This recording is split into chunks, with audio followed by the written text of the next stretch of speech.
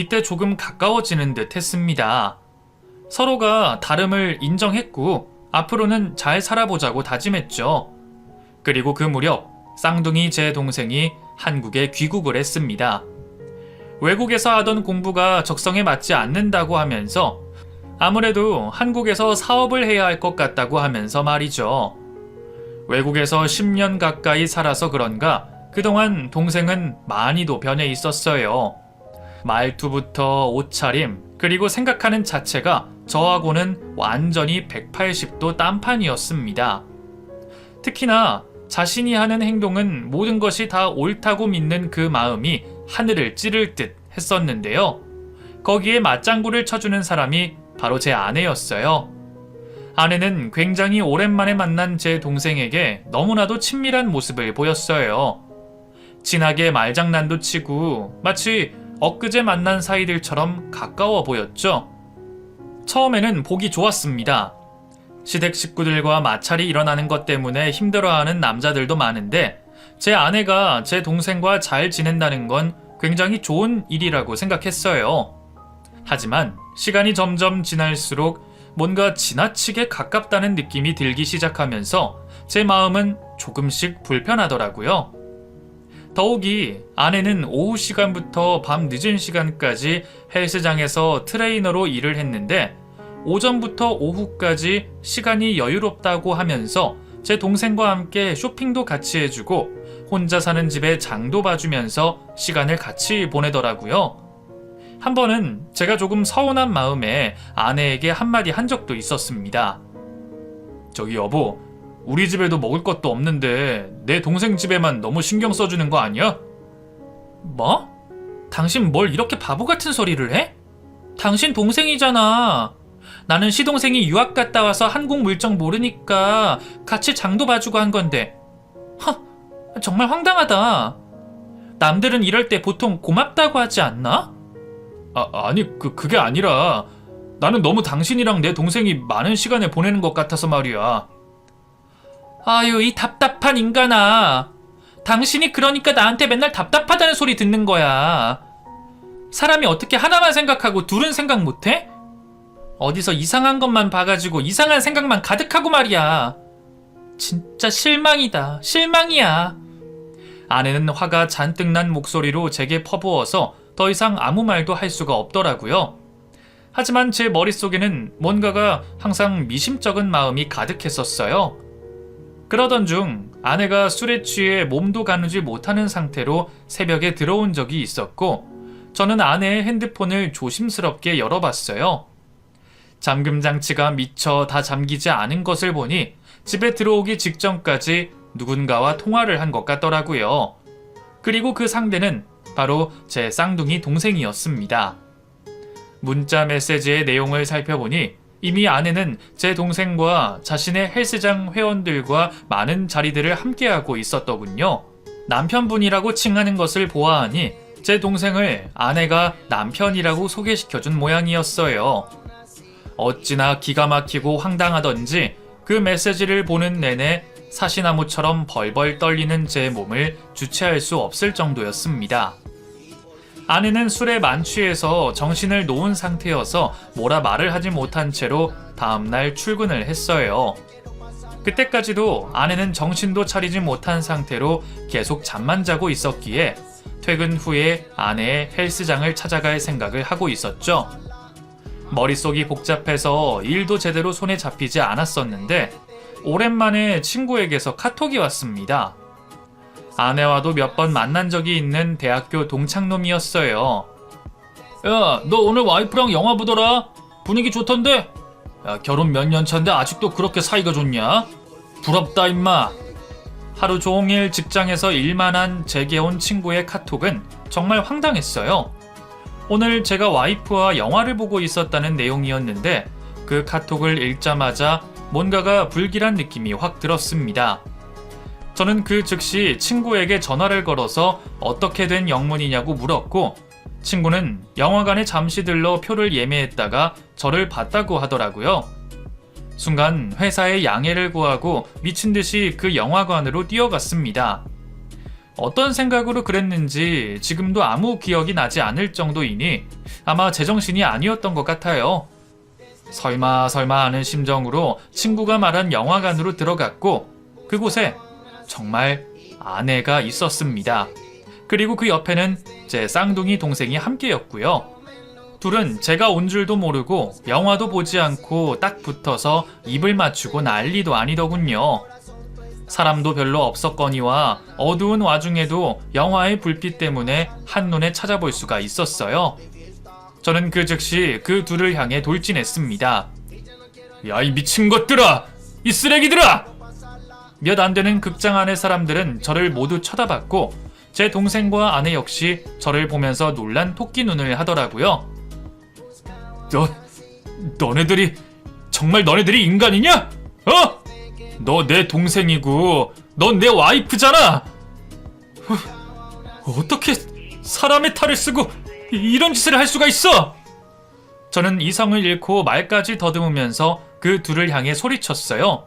그러자 제 동생은 저를 마치 이상한 사람 취급을 하더니 제 팔을 부여잡고 나가자고 하면서 끌어당겼죠. 아이, 우리 형 또 오바한다, 오바해. 형, 이러지 말고 나가자. 일단 차분하게 이성적으로 얘기하자고. 이성 같은 소리하고 자빠졌네. 너 같으면 이 상황에 이성을 찾겠냐? 네가 사람이야? 사람이냐고! 아, 형 왜 이래? 형 어차피 주희랑 잠자리 안 한 지도 꽤 된 거 아니야? 그럼 뭐가 문제인데? 우리가 좋아서 만나는데 뭐가 문제야? 뭐? 너 이놈의 자식! 저는 뻔뻔한 동생의 말을 듣고 얼굴을 향해 주먹을 날렸습니다. 동생은 그 즉시 자리에서 쓰러졌고 저는 쓰러진 동생을 향해서도 분이 풀리지 않아 계속 때리려고 했죠. 옆에 있던 아내는 저를 말리면서 이상한 사람이라며 소리쳤어요. 당신 미쳤어? 뭐 하는 짓이야? 당신 동생한테 내가 뭐 했어? 뭔 짓 했냐고? 왜 이렇게 지랄인데? 당신 나 미행하니? 이제는 하다 그런 짓까지 해? 아내 역시 정말 사람의 탈을 쓰고는 하지 못하는 말을 제게 하더군요. 두 사람에게 완전히 농락당한 것 같은 기분이 들어 저는 더 이상 아무 말도 나오지가 않았습니다.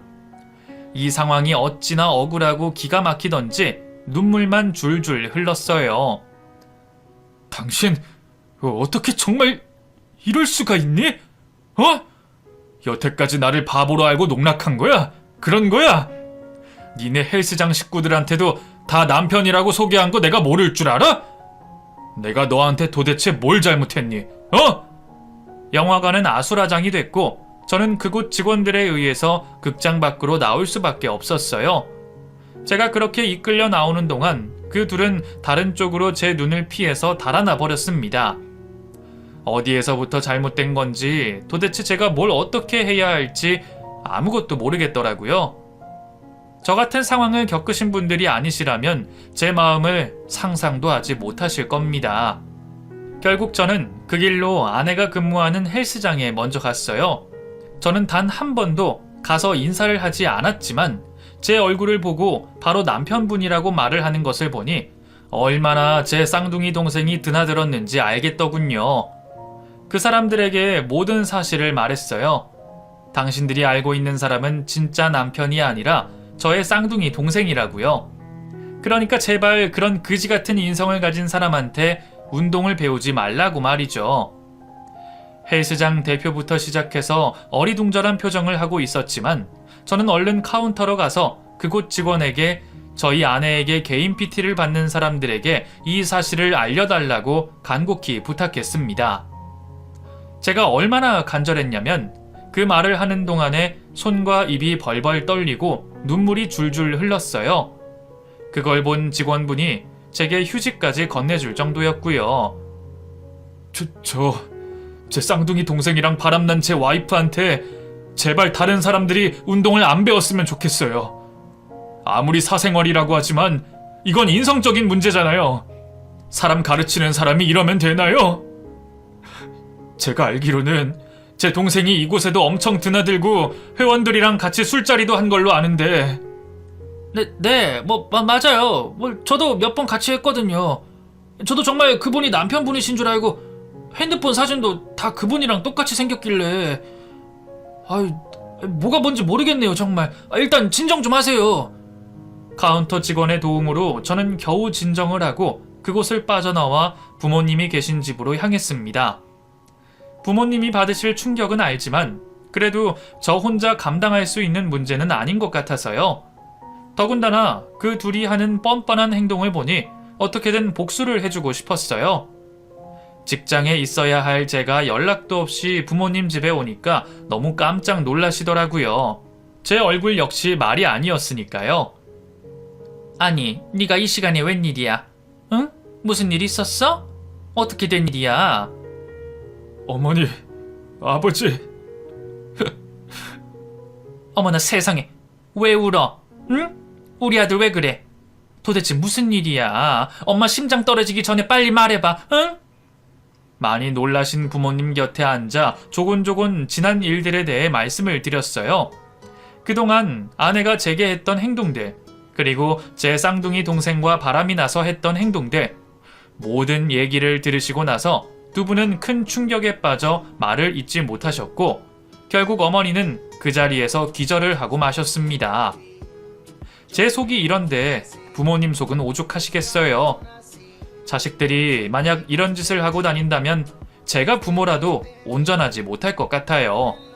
그대로 병원으로 옮겨가신 어머니는 수액을 맞으시고 잠시 뒤에 깨어나셨고 깨어나신 후에도 한참을 아무 말도 하지 못하셨습니다. 아버지는 당장에 제 동생을 호적에서 파버린다고 난리도 아니셨어요. 그런 놈의 자식은 난 필요 없다.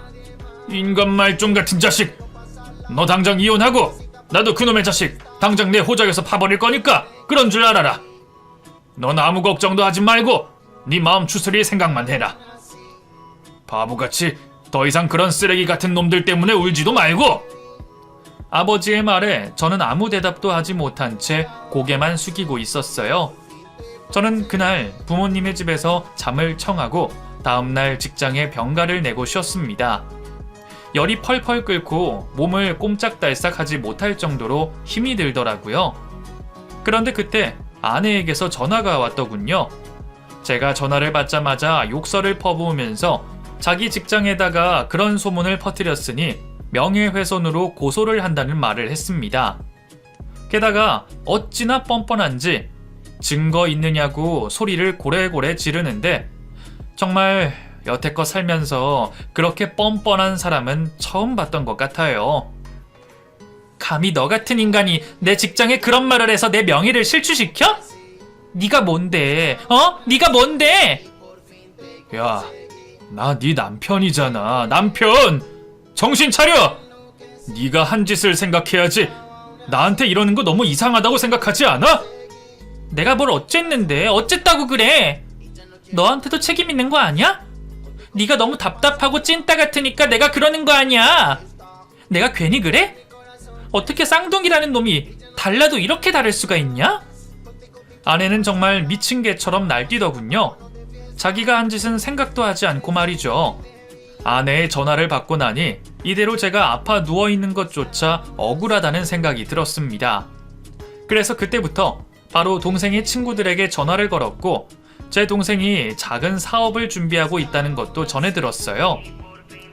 동생의 학창시절 친구들이 바로 제 친구들이었기에 친구들은 제 말을 누구보다 믿어줬습니다.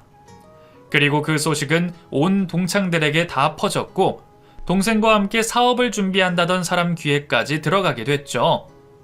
결국 동생은 사업을 시작하지도 못한 채 접을 수밖에 없었습니다. 그 어느 누가 자기 형의 와이프랑 바람난 사람과 일을 함께하고 싶겠어요. 더군다나 자기 돈까지 들여가면서요. 같이 사업을 하려던 분이 그러더군요. 그러다가 자기 와이프랑도 바람 피우면 어쩌냐고요. 그래서 자기는 사전에 방지하기 위해서 절대로 그런 놈과는 일을 하지 않겠다고 단호히 말했습니다. 결국 쌍둥이 동생은 친구들에게도 부모에게도 버림받게 됐어요. 아내 역시 직장을 잃게 되고 나쁜 일이 반복되자 그들은 서로를 원망하더군요. 저와 이혼을 할 때까지만 하더라도 둘이 행복하게 잘 살 것 같더니만 결국 둘은 몇 달 후에 헤어지고 말았습니다. 알고 보니 제 아내는 트레이너를 하면서 벌었던 월급의 대부분을 제 동생을 위해서 데이트 비용과 용돈으로 사용했었는데 아내가 직장을 잃게 되어 돈이 없어지자 그 문제로 동생과 심하게 다퉜던 모양이에요. 역시 그 둘은 사람이기를 포기한 것들인가 봅니다. 결국 그 둘은 헤어지게 됐고 동생은 부모님에게 가서 용서를 구하는 것 같더군요. 하지만 부모님은 며칠 동안 찾아오는 동생을 매몰차게 내팽개쳐 두셨어요. 현관문도 열어주지 않으셨고 급기야 비밀번호까지 바꿔버렸죠. 제게도 은근슬쩍 연락을 해서 미안하다는 식으로 성의 없는 사과를 하는데 정말이지 동생이지만 역겨워 죽는 줄 알았습니다. 저는 아내와 이혼을 끝내고 함께 살던 집에서 나와 아담한 보금자리를 다시 구했어요.